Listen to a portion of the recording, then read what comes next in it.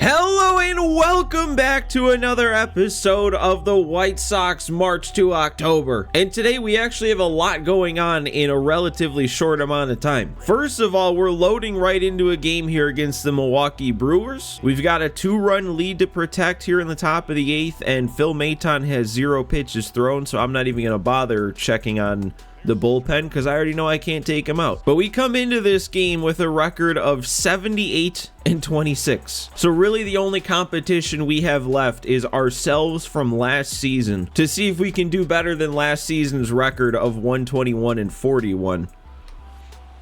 And there we go, we're striking out the first batter we face. But we're also only a week away from the trade deadline. So after this game, we could see a trade popping up. If it is, it could be the last trade we get to make before the deadline. And whether or not a trade pops up after this game, another thing I want to do is look through our prospects one more time, check up on all them. Because after the trade deadline, the only way you can look at your entire organization is locked. Because the only way you can look is through the trade management screen, and after the trade deadline, there's no such thing as trade management. But then after all that, after the trade deadline passes, all the players we picked in the draft should be able to be seen because the signing period will be over, so we'll take a look at all that. So honestly, for me, this is an exciting type of episode because there's just going to be a lot of looking at screens, looking at how good players are, and oh, I thought we got him. I was about to hype up Jordan Lawler so much right there. There we go, though. We got the next guy looking 90 miles per hour up and away, and he couldn't pull the trigger. You know, I'm also just realizing I didn't even really think about it until I was saying it in the intro of this video, how we're kind of competing with last season to get a better record. But if we have 26 losses and we only had 41 losses last season, we only have 15 more losses we could have to tie that record. And we'd still need like 50 more wins or 45 or something close to one of those numbers. We'd kind of have to have an all-time stretch here in the last half of the season, or last like third of the season, and that's not gonna help if we're getting called for strike 3. Oh, and I don't know how I missed that. Oh no, slightly late and slightly under 94 right down the middle. You know I haven't played yet today when I'm doing that. Montgomery, I'm a little under that too. It's kind of carrying though. It's at the wall. He's jumping and it's gone. Okay, that was not a good swing. I did not think that was gonna go. Wind must be blowing out or something. That's good for Montgomery though. His power hasn't quite been there so far this year. He hit 31 homers last season, I think. That was only his 13th. So maybe if he can start finding that power down the stretch here and heading into the postseason, I mean, that would make us just that much better. Oh, and actually Colin Houck stepping up to the plate reminded me of one more thing I want to look at when it comes to our rosters after this game's over. But I guess I'll wait till we're done to say that. I guess I shouldn't have said that if I wasn't going to talk about it right now. It's a teaser. Stick around and you'll find out what I'm saying. Oh, and I probably shouldn't have swung at that. 3-1 count. That was a strike, but I don't know. Didn't see it too well. We add on a run though, and we keep it a safe situation. And I add in that last part because I am having a blast picking up saves with Garrett Crochet this season. He is on pace to absolutely smash his career best in saves, which I think is 39. He hasn't gotten to 40 saves yet in this March to October in, 3 seasons so far, even though he's been a really good closer for us. And I just skip past where he's leading the league, but he's leading it by a lot now. But this would be save 37 if we can pick it up. And there we go. There's another punch out. Racking those up with him too. Dang, dude, Yelich up. I think it showed he was batting over 3. I'm too curious. Yeah, wow, he's still an 80 overall at 35 years old. And he's put together some good seasons. He's batting 311 this year, 330 last year. I don't get too sidetracked. Keep talking about how much we have to do, but that's kind of cool to see, especially with where it seemed like his career trajectory was headed just a couple years ago. Ooh, and that might get down because Fletcher didn't get a perfect jump. No, he's there. He's too quick. 2-time Gold Glove Award winner's not going to let that one fall. And a first pitch grounder. Houck's got it, and there is another Easy win. I say it all the time in games like this, but I always feel better when I score a run in addition to already loading in with a run, so I can feel good about that win. We only get one fireball of momentum, but man, with where this team's at, that's plenty. I actually don't remember where we were at to end last episode. If we had any momentum, not much, just a little bit, so we're gonna add just a little bit on. We should have a relatively quick turnaround because we will, I would even say for sure, have another game before the trade deadline passes, although we do just kind of keep simming here. Okay, 1 day before the deadline. So are we not even going to get to make a deadline move? Because it's stopping us here 1 day before the deadline, but this isn't a trade it's stopping us for. Maybe we'll play this game and then there'll be a trade. Also, though, we did pick up another couple losses, so that doesn't help us on our quest to have as good or better of a record than last season. But no, before we hop into this next game, we're going to spend a little bit of time in the menus because this is what I was going to talk about when Colin Houck was at the plate. But I can't believe I never thought of this in the first 3 seasons of this March to October, but this year one of the new things they added on was this awards tab, so you can see awards on an individual player as the season goes, and one of the awards it shows is all-star appearances. And like I said, I can't believe I didn't think to look at this, but as I was editing last episode, I made a comment saying we won't get to know who made the all-star game from our team, and then I realized that we can, because we can look at the awards tab on everybody. So I did that, and if I remember my count right, we had 4 all-stars, but we also had some disappointing omissions. So I went to Vlad first to show that he was an all-star. He has an all-star appearance in 2027. But our only other offensive all-star was Austin Hayes. And don't get me wrong, Austin Hayes is having a great season. But that means that we had some kind of glaring omissions like Dominic Fletcher. I guess his numbers aren't looking as good as they had for a lot of the season. But Ezekiel Duran, he didn't make the all-star game with these stats. Colin Houck, that's what reminded me. He doesn't have an all-star appearance. I really wanted him to make the all-star team. He's putting up great numbers. And then the one that I mentioned all-stars with last episode that made me think of checking the awards tab was Mejia. I thought he might have had a shot at making it because he had like almost 100% of the games played in the first half of the season and he put up great numbers. But no, he didn't make it. And then when it comes to our pitching, we also only had 2 all-stars on the pitching side, and that was Zach Gallen, who, by the way, I am so disappointed in his regression. Before I get too sidetracked, though, our other all-star was Jake Eater, who I feel like his numbers looked better than this right around the all-star break. He might be under like oh yeah, he is actually cold, so he's going through a rough stretch. But those being our only 2 pitching all-stars, that means Jared Schuster didn't make it, who I think was leading the league in strikeouts, might still be leading the league in strikeouts. That means Tanner Scott didn't make it with a .41 ERA and only 8 hits allowed. And most shockingly, that means Garrett Crochet didn't make it. And actually his ERA now is kind of getting up to a place that I don't like to see it at, a 3.46. But it definitely was under a 3 by the time the all-star break hit. So I don't know, man, like 4 all-stars is good, but if there was ever a team that had as good of a record as we have by the all-star break, I think you'd be seeing more than 4 all-stars. I think some of our other guys would have gotten the nod. Anyway, though, the one other thing I wanted to look at, because now we are 1 day away from the trade deadline, so this is truly our last opportunity we'd have to look at this, but I want to do one last checkup on our prospects.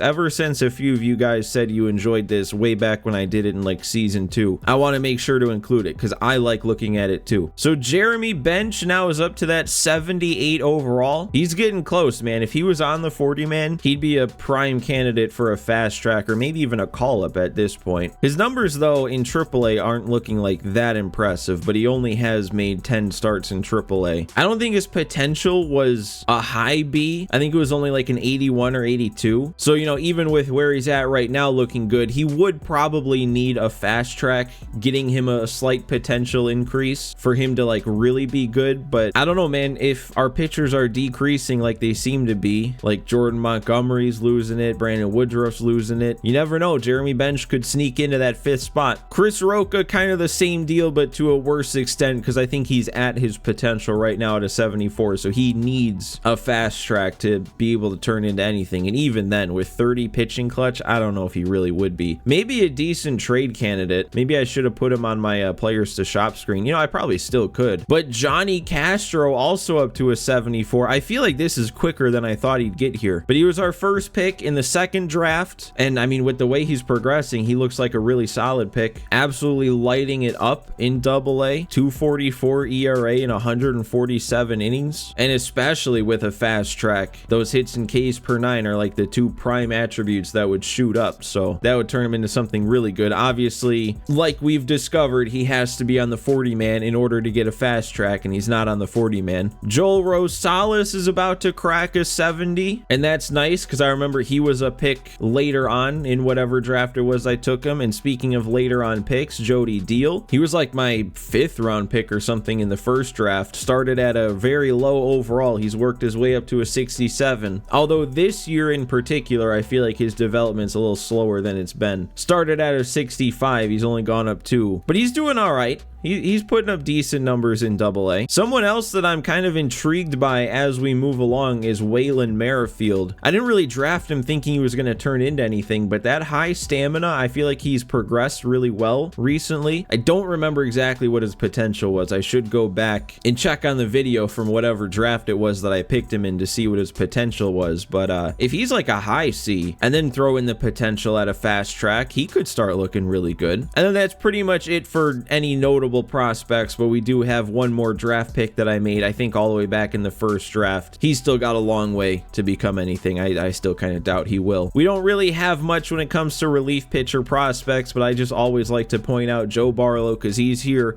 He's primed and ready to go at a 77 overall. If the game would just let me call him up, send down Joe Jimenez, call up Joe Barlow, get a 6 overall higher Joe in the bullpen, that'd be perfect. I guess though I could go quick and point out some other guys that are still considered prospects like Jordan Leisure. He probably won't get to the point where he's usable, but sometimes bullpen arms can be usable in like the low 70s. So maybe if we get to the point where somehow, some way our bullpen gets kind of weak or top heavy, he could find his way in. Diego Alvarez was another draft pick of mine, and especially lefties in the bullpen that are in the 70s, because that's what a C potential would mean, that he's stuck in the 70 overalls, but lefties normally are pretty good even in the 70s. And then kind of along the same lines as Jordan Leisure, but Prelander Baroa, he's actually going the wrong way. He's going down. So I feel like any chance that he might have had at making it back to the bigs is dwindling fast. Carlos Moya, another C potential lefty that I drafted in the last draft, and that's pretty much it, although I think I drafted this guy too, but he's only a 57. The big lefty that I drafted was Darius Akwija. Now he's already a 75 overall at 19 years old. I almost hope, which it'll never happen knowing how March through October works, but I hope he's on our big league team next year. That would be fun. But I don't know, after the pitching, we're kind of in a spot where we don't have a ton of prospects in the organization position player wise, but we do have this Chris Cano that I drafted.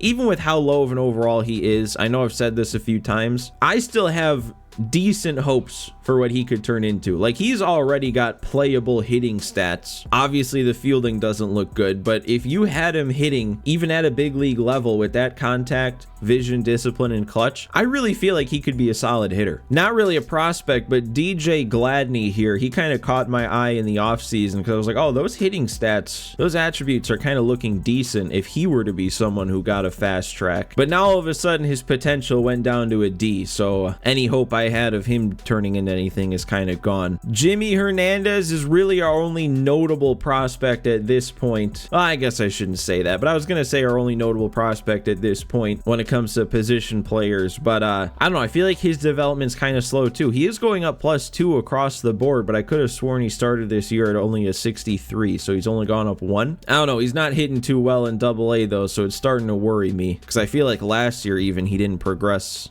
a ton, but he's only 19. He's got plenty of time. He should be fine. And I know he's not a prospect, but I gotta point out how fast Jordan Lawler has begun to progress ever since he actually started to hit well. Like, this is exactly what I said would happen. This is why I said we needed to make sure he had a good year, because that A potential with his age, it was gonna kick in. And I was right, because it's kicked in fast. Ever since he started playing well, his overall is shot up. Guess we could check in back on Lazaro here, but he's kind kind of hovered between a 72 and 73 overall all season. So in terms of progression, he really hasn't done that, which I was kind of hoping he would. I was kind of hoping he'd be like maybe a 74, 75 at this point. By the end of the year, maybe like a 77, and then he could definitely be a decent bench outfielder. And I don't know, man, I'm just highlighting everybody I remember drafting with this being our last chance of the year. But Angelo Ayala, I remember him being a little bit of a disappointment after I drafted him. He turned out being worse than I thought, but he's had kind of a decent year of development, +7 to the contact against lefties. So who knows if he keeps going. Somebody I am disappointed by though is Johnny Elez. I don't really know why or how he's in AA. I kind of would have liked an 18-year-old to be stuck in that single A level where they're not actually playing and all they're doing is progressing. But again, he's only 18. He's got so much time left. Kana Matsumoto, another one from that first ever draft. I remember his potential's not much higher than this, so he is what he is at this point. Eldridge Flanagan, I think, was our last pick in the first draft. He's still progressing. Listen to me, voice.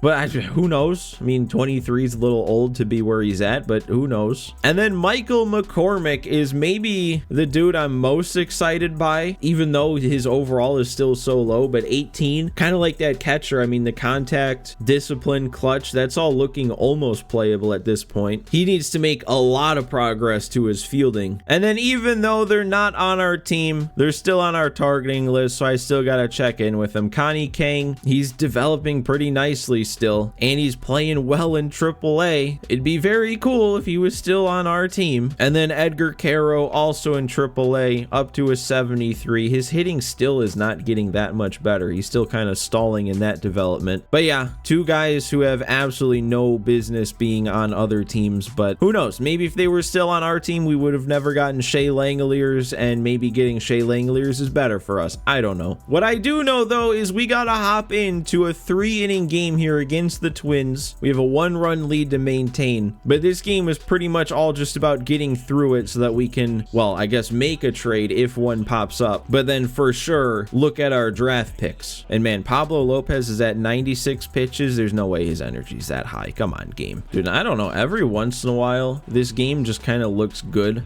randomly to me, and this is one of those times. For whatever reason, Target Field right now is looking real nice. I don't know, I complain about the game a lot, so I feel like if I ever am thinking something positive, I should say that too. And I'll take a walk. Doesn't drive the run in from third, and I don't know, maybe gives us a worse matchup, or maybe not. Oh, yeah, that's a good pitch.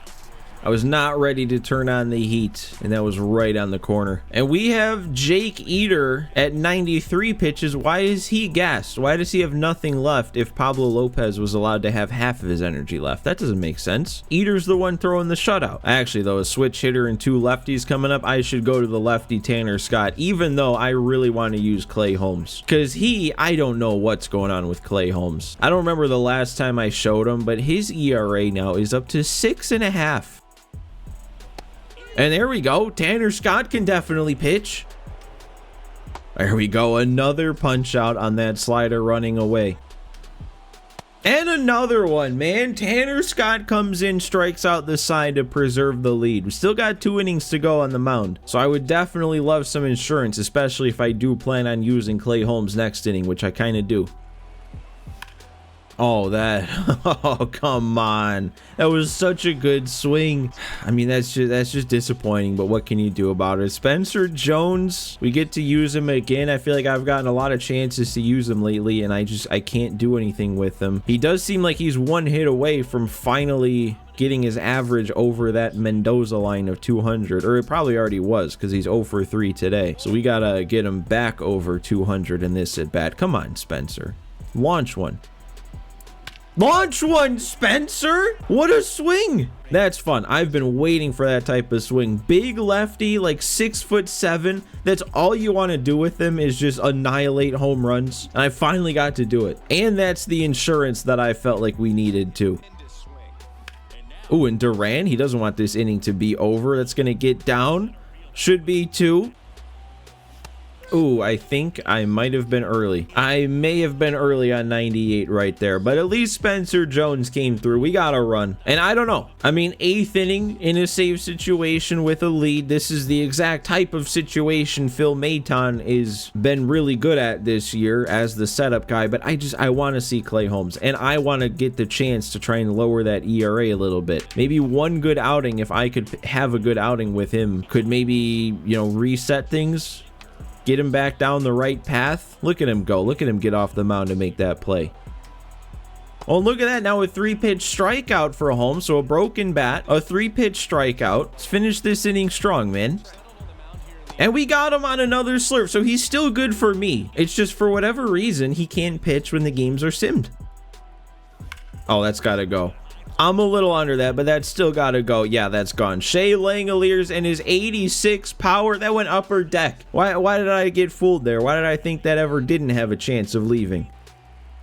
Now they brought in a new arm just to walk Jordan Lawler. I kind of want to take off with him. He doesn't have a good stealing rating, but 99 speed. I feel like I should try and take a lead, though, with his not so great stealing rating.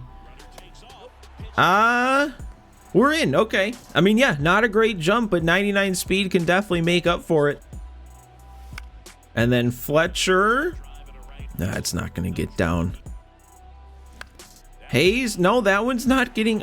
Now they're putting Vlad on for free. Are you sure? After what Nolan Jones did his last AB? Come on, make him pay. I called him Nolan. He's Spencer.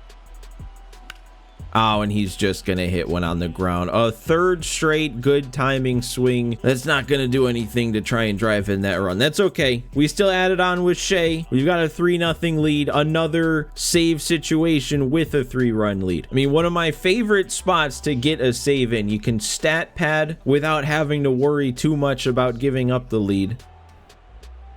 Oh, he went. Come on. Say he went. There we go. 3 pitches.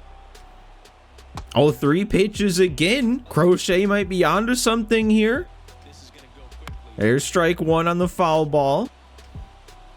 Oh, and he rolled over on it, so we couldn't get the immaculate inning. But 8 pitches, 2 strikeouts, and a rollover to pick up his 38th save of the year. 1 shy of tying his career high. And we got the extra momentum for maintaining the shutouts. That's 3 fireballs. And I don't know, all I'm curious about seeing now is whether or not one final trade pops up, because this is going to be it. This is going to be the last day that one could. And I feel like they can't just speed us past the deadline. Yeah, we had to get one more shot. And man, I mean, this one would be interesting if we didn't already have a 99 overall signed for like the rest of the mode at first base in Vlad. But Tristan Casas at an 87, his power's going down this year. Although, man, how nice would it have been if Casas could have been one of the dudes the White Sox got back in real life for Crochet. Wishful thinking, man, wishful thinking. What about the Yankees? They want to give up Andres Pinto. I don't know, you guys might not remember this name. This was a dude that I remember whatever draft it was. He was like the guy I wanted, and the Yankees took him just like a pick or two before me. A potential at 22 years old lefty bat with already 87 contact against lefties, or against righties. I mean, his contact against lefties is not looking like it's in a good spot. He seems to be their starter this year. 82 games played. He's put up some decent numbers. But yeah, man, I don't know. Like, on one hand, this feels like an obvious trade that I should make, but on the other hand, we really don't need another major league level A potential middle infielder. And I know his potential is higher at an A than Jimmy Hernandez is at a B, but it's kind of the same thing I said a few episodes ago, I think, when there was a different trade opportunity with Hernandez involved, which is just, I don't really feel like we need to speed up that clock, you know? Like I keep saying, we have so many young, good potential middle infielders that it doesn't feel like we need to cram one more in. Keeping somebody around like Jimmy Hernandez, who's still a while away, might be smarter. And then not to mention, Joel Rosales is also involved in this trade. And like, I know he's not a main guy when it comes to the future of our pitching, but he's still almost a 70 overall. He still kind of looks like he could be decent. I actually might not do this one. We should look at the final trade. Miami, they are offering kind of another one of the same deal, and it's kind of another one that it's the same thing. No reason to accelerate that clock between getting a 25-year-old B potential 75 and giving up an 18-year-old A potential. We can wait on the prospects. Our team is plenty good now. It's going to be plenty good the next couple of years. And I'm still trying to operate this as if this March to October is going to go on indefinitely, which it might. I mean, at the pace that I'm coming out with episodes right now, if I keep that up like all the way through to the end of this game, I don't think it's outside the realm of possibility that we get through another 4-5 seasons. I don't know. Is that a stretch? That's a different conversation for a different day. For now, I honestly think I'm not going to make any moves. This would be the one I would do if I pulled the trigger on any of these trades, but I kind of think I talked myself out of it. And there's really one reason that stands above everything as to why I'm not going to do it. And that's that I just want to see my draft picks come up through the system and make it to the MLB. I mean, not being able to keep Connie Kang was kind of a big blow to that dream, but I feel like that's what I want right now out of this White Sox March to October. I mean, we just came off of a record-setting season. We're on the path to almost duplicating that this season. I feel like the more fun thing for me, and hopefully for you guys watching, isn't just to try and continue having the best possible team, but at this point, I feel like trying to get the homegrown guys up and through the system, that's more fun for me thinking towards the future. So I think with that in mind, I'm going to decline all these. But I feel fine about this. I feel fine about declining this trade, and then that's it. That was the last chance we'd have to make a trade this season, and I hope you guys don't hate that I'm declining this. But I think I gave good reasoning, at least reasoning that made sense. And here we go. This is what I'm excited by, and oh my god, things are looking good. I'm sorry, I couldn't help myself from just kind of looking at this immediately. But especially this #1 pick, I think this hit about as good as it could. I mean, first things first, major Jody deal vibes here. High stamina, high velo, everything else needs some work. The pitching clutch being low, that's kind of brutal. But 97 on the potential when the window was 89 to 99, 61 on the starting overall when I think the window was like 53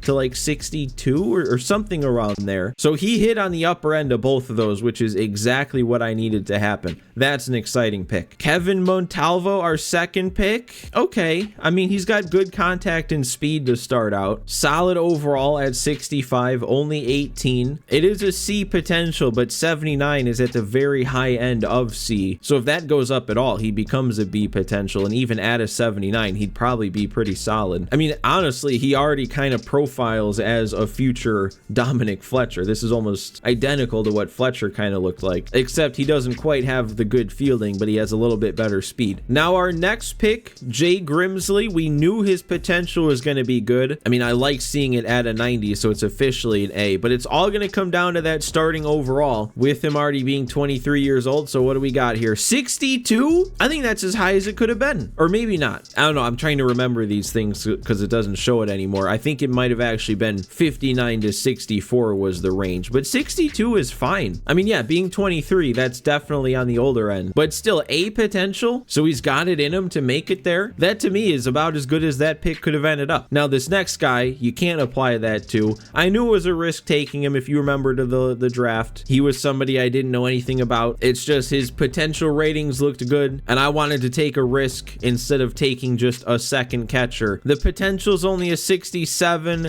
The starting overall is a 70, so I guess I was right in seeing that he could be good. This is just one of those weird cases where he's kind of just gonna get worse. Like, he's not gonna improve. He's just gonna continue getting worse until he gets down to a 67. But the other thing to consider here is that when players play well, the potential can increase. So like, if he's already starting at a 70, even if he drops down the 3 overall to his potential of 67, his ratings are still good. So maybe if he tears it up in AA, AAA, whatever he plays at, the potential could come up. We could even get a fast track down the line that would bring the potential up, and then all of a sudden this becomes a very good pick. The next pick, we took Kevin Simmons, and honestly, I don't remember what we knew about him, but the potential kind of hit in the middle. I feel like, though, if I remember right, that starting overall had a good chance of being much worse than this. So 55 is not bad considering what it could have been. But then again, he is 21, and I don't really like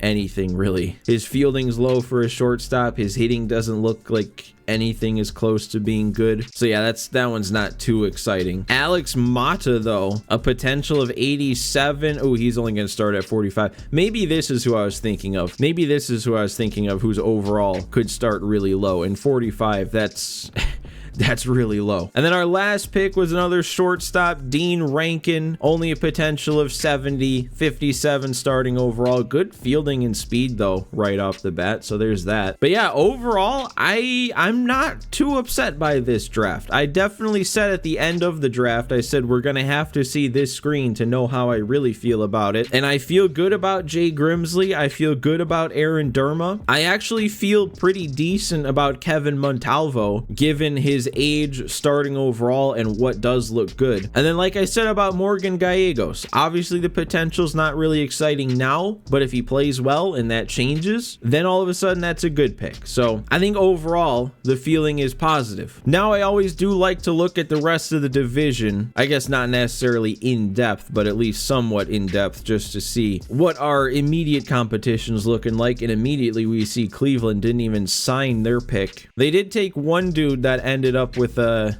potential here. Only a 59 starting overall though at 20 years old, and only a 3-pitch mix. So yeah, I think overall not a very good looking draft for Cleveland. And then we've got the Tigers, and their first pick was somebody I was interested in. I think he was picked very early, so I never would have had a shot at him. But yeah, a potential 18 starting overall of 64. With good fielding, solid speed, already good power against lefties. That's a pretty good pick right there. And then they picked a dude with 94 potential at the end. I get, okay, he's 23 at a 52 overall. It's not really that great of a pick. So yeah, they really only had the one good pick then. Then we've got the Royals. Their number one pick looks solid here. 18-year-old starting pitcher with high B potential, and he's already a 74 overall. Good stamina. Their next pick's also a high potential. A little bit low of a starting overall, and he's only a relief pitcher or closing pitcher. And then other than that, not really any good looking picks. So then we've got the Twins. Their first pick was awful.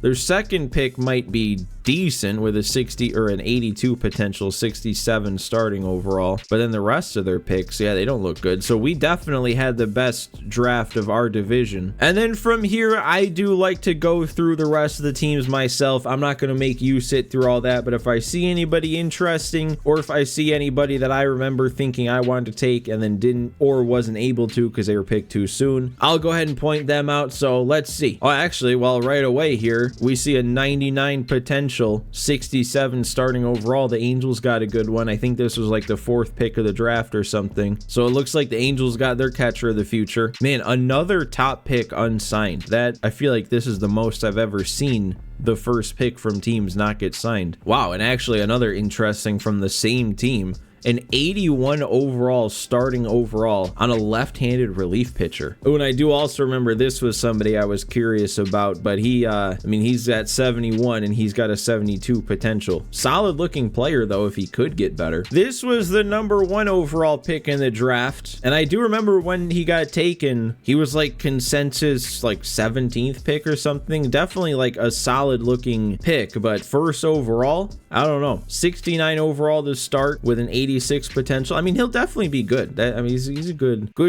looking pick. Just again, I don't know about first overall. And then I do remember the Cubs had the 3rd overall pick, and they did not hit on this one. 66 starting overall, 72 potential. Rough pick for the crosstown rivals, especially when you think about the pitcher we took all the way at 30th. And we have a generational pick. This was the 2nd overall pick in the draft, but this is what a generational pick looks like. 99 potential, 18 years old, 80 starting overall. That's the 2nd generational catcher that we've seen drafted in this March to October. And yeah, dude, playing in Colorado, this dude's gonna put up some numbers, I'm sure. And well, it's a good thing that William Bong got picked a couple picks before our first pick, because this is who I was going to take. I was kind of like set on it too, and then he got picked a couple picks before, so I went with our Aaron Derma. I mean, 64 starting overall with with, what was it, 82 potential, solid starting power, good speed. That's not bad. Kind of like the Nationals #1 overall pick. Definitely not like a bad looking player, just not as good as who I ended up taking. So I'm glad that he got picked. Oh wow, and actually look at this hit that the Dodgers had later on in the draft. Probably a better pick than William Bong. He's 1 year older, a couple overall less, but 95 potential and still a starting overall of 60. I don't remember this dude, so he wasn't on my radar. But look at how different that potential ended up from the scouted. I mean, factoring in him being like a 4th round pick, you could make the case that this could end up being pick of the draft. I mean, it's tough to say that when there's a generational pick in the draft, but that was 2nd overall. This dude's 4th round. And actually, this was the guy going into it all that I wanted to take. I think he ended up going around 15 or so in the 1st round. But again, our guy might be better than this because I think they're both 21. Aaron Derma is a higher potential. I think a couple less starting overall. And actually his stamina is not great. 66 stamina. Stamina doesn't really increase. And this Finley Dell was another shortstop I was looking at. There was that other one. What was his name? Peter Brock. It was him and Finley Dell, both of them. I wanted one of the two. Neither of them ended up looking too great. So I guess I'm kind of glad we didn't get either of them too. 71 starting overall, but a potential of 66. And that just about does it then. I feel like, again, after looking at everybody else's drafts, we definitely had one of the better drafts in the league, which is impressive when we had the last pick in every round. And there was a lot of solid picks, so I can't go saying Aaron Derma was like pick of the draft or anything, but he's maybe in the conversation, maybe top 5, top 10, especially when you think of he was the last pick of the 1st round and he has that high of a potential with a at least respectable starting overall at 61. And then yeah, I guess seeing the kind of lack of depth from a lot of different teams' drafts kind of makes me like our top 3 picks even more, even including Kevin Montalvo not even having B potential. So there we go then, another draft in the books, another win in the books. Then we get to play the Rays next, but that will go ahead and do it for today's episode. I know that was a lot of menus, a lot of looking at ratings, but we gotta have one of those episodes every once in a while. But from here on out, it should be really quick until the end of the season, like really 3 or 4 more episodes until the season ends, if even really. This season is absolutely flown by here, year 4. But as always, guys, make sure you like, subscribe, comment, all that. Let me know if you think I'm an idiot for not making that one trade. But anyways, guys, thanks for watching again. Thanks for hanging out with me, and I will see you next time.